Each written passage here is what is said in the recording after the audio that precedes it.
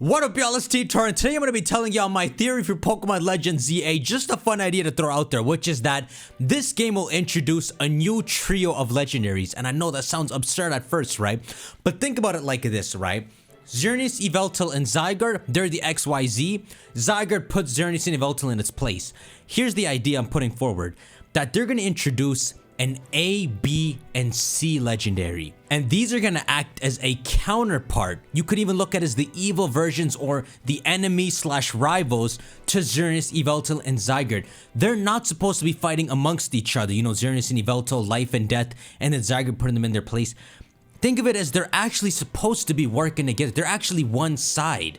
And if you look at it, they never were shown fighting each other anyway. In fact, they were looked at as compatible alternate energies to use in the ultimate weapon. And so what I'm saying is the ABC people, they might have similar powers to Zygarde and Xerneas and Yveltal, but here's the catch. The A is going to be the leader to the B and C. So you've got Team Zygarde versus Team A. And this is how you get to the title of the game, Pokemon Legends ZA.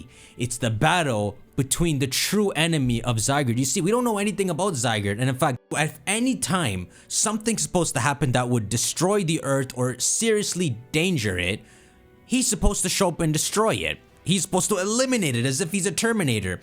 Toro released Paradox Pokemon right next door. He did nothing, and in fact, you my dudes, now that you think of it, that whole putting that unreachable Kalos in the corner, well, it's the pathway to Kalos. This is why they did it.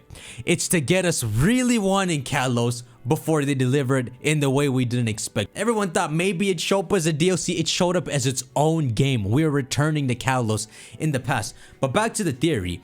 Team Zygarde and Team A. You see, Zygarde is supposed to stop anything that dangers the ecosystem. He never has. So it brings up the idea, is he just not stopping it because Pokemon doesn't like connecting Zygarde to other regions? Like, they're not gonna say he popped up to attempt to stop Toro if you didn't, because that's just not how Game Freak does it. They keep the story self-contained.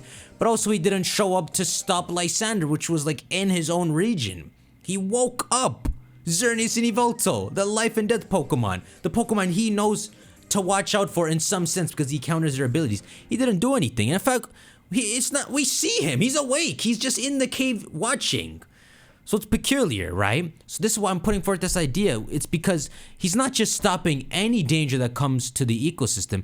He's specifically looking out for a certain thing that can seriously damage the ecosystem. Zygarde is the order Pokemon. A is going to be the chaos Pokemon. It's going to be this evil, destructive Pokemon we don't really have in terms of true evil in legendary Pokemon. The only thing we have kind of was Necrozma until we learned they were the ones that bullied Necrozma first. But the only evil Pokemon we have in the games is Eternatus. This is Pokemon's opportunity to actually introduce an evil group of Pokemon that would counterpart them. And, you know, right now, Xerneas, Yveltal, Zygarde, apparently they're based off Norse mythology. We don't really know too much.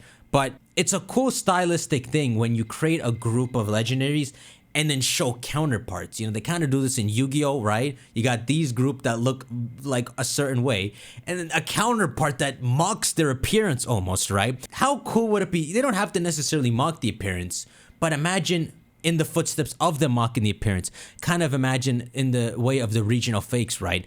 This red flying Pokemon, that would be the B to counter Yveltal, and then, you know, some kind of other deer that would be blue and mocking Xerneas, but the captain of them would be the A. This could be a story that happens as the aftermath of some kind of ZA battle, or it's a story happening where, because the region is in such turmoil because of this ongoing ZA battle, that they're building and urbanizing this Lumiose city, which I guess, will it be called Village back then?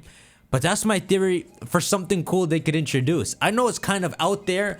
We've never really had Pokemon. Well, we've only had one game to go off, right? Legends Arceus. So for Legends Arceus, the stuff they did in this new game is they introduced Hisuian variants, which we're gonna get Kalosian variants, man. We got so much to talk about for this.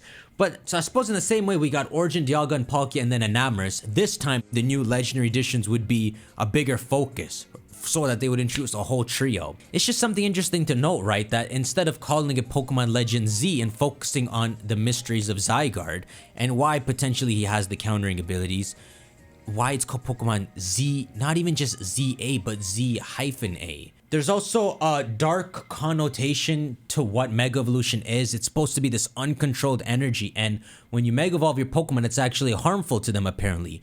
The idea would be, the way I see it, is something like you're forcing them to immediately rapidly evolve.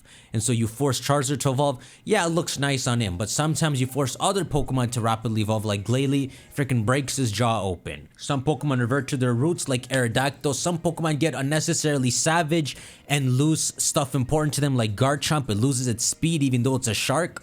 So maybe the truth about Mega Evolution could be explained in this region. And for some reason, you know, we're gonna have to talk about this. You see how the ultimate weapon and seemingly Mega Evolution, which is not explained, seems tied to Xerneas and Yveltal's energy. Well, what if this is an energy that doesn't just exist within Xerneas, Yveltal, and potentially Zygarde, but the other side as well?